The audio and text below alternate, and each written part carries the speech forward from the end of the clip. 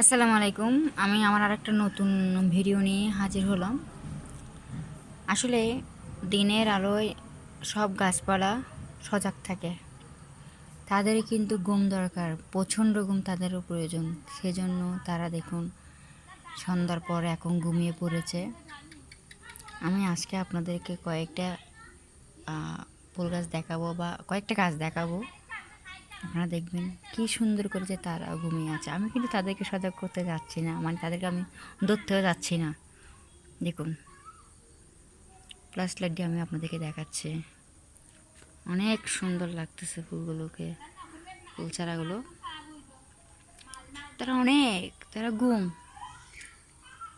তাদের এখন ডাকা যাবে না। সূর্যের আলোয় তারা আবার সজাগ হয়ে যাবে।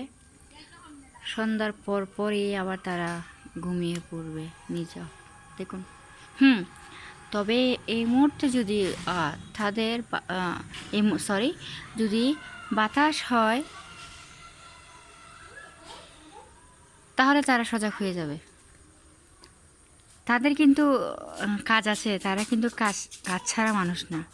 বাতাস আসলে তাদের অবশ্যই নড়াচড়া করতে হবে। দেখুন এগুলি হচ্ছে গাছগুলো আসলে দেখুন আমার ছেলে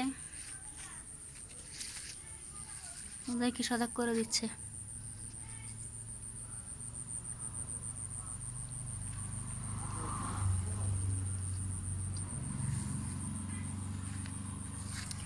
সঙ্গে আমি আরও দেখাবো আপনাদেরকে। দেখুন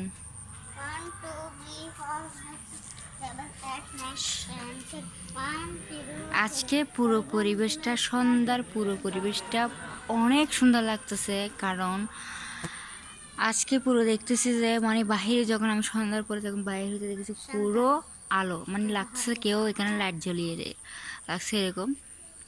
চাঁদের আলোয় পুরো পরিবেশটা আলোকিত হয়ে গেছে। আজকে পুরো বাংলাদেশ চাঁদের আলোয় আলোকিত হচ্ছে। অসম্ভব সুন্দর লাগতেছে দৃশ্যটা।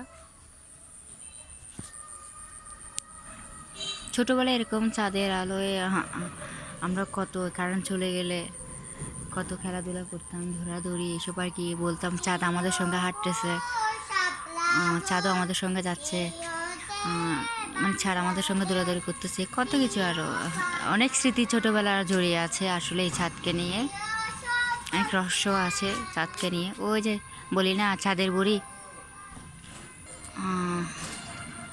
চাঁদের বুড়ি ওই বলছি ওখানে বুড়ি আছে, বুড়ি দেখা